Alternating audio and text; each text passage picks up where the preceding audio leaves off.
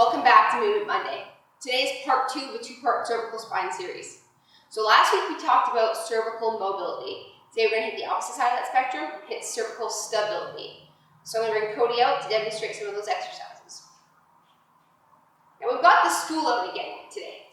And the reason for this is when we do these exercises, it's really easy to cheat and start leaning through the rest of our back and our spine when we're working on that cervical spine. So if we can sit down, we can actually lock in that lumbar a little bit better and reduce our ability to kind of extend through the rest of our spine instead of just isolating that cervical spine.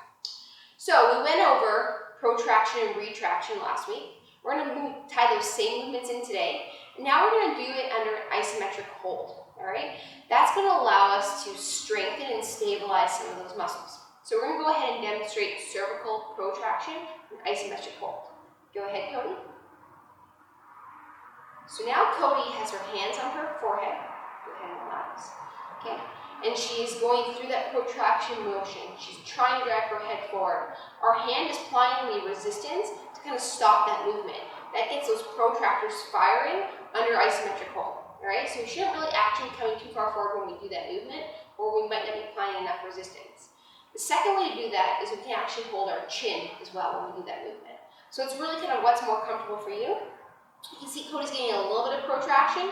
She's using the right amount of resistance that feels comfortable to her. But if we're going into that full protraction and then holding at end range, that's not ideal. We want to hold somewhere in between. So again, that we're providing that isometric resistance to those muscles. Okay. We want to typically hold these isometric contractions for about 3 to 5 seconds. I would start on the lower end.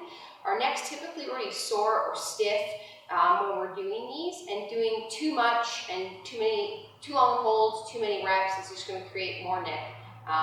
You're going to get DOMs in your neck essentially. So now we're going to do the exact same thing with retraction. So now we're going to place our hands behind our head. Again, what feels comfortable here, you probably don't want to have your hands too high up, so Cody's just above the base of her skull, the bottom of her fingers are kind of right at that base, and then her hands are up. She's going to go ahead and go into retraction. Again, she's using her hands to provide isometric resistance. You can see here she's not actually really getting that head too far retracted. Go ahead and relax. So again, about a 3-second hold to start. We want to start with, I would suggest 3 to 5 reps. Again, start low. Do 3 sets of 3-second holds and see how you feel the next day. If it feels okay, you don't have any soreness or muscular fatigue, then you can pick it up a notch the next time we try it out. All right.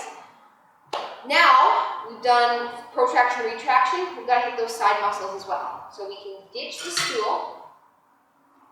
Cody's going to go into a sideline position, and we're going to go into side flexion.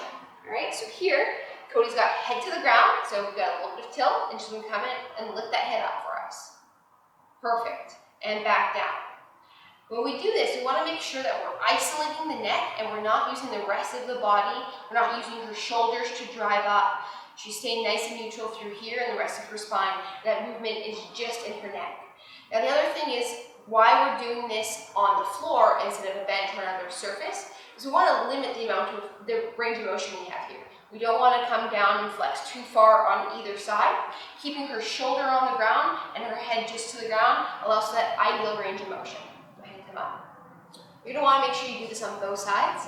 Again, just like the protraction and retraction, let's start light with these and see how you feel. Most people don't train their cervical spine on a regular basis, so it might be a bit of a shock to your system. I start with about 5 repetitions and maybe do 2 sets of that and build from there. And that's it for our 2-part series on cervical spine.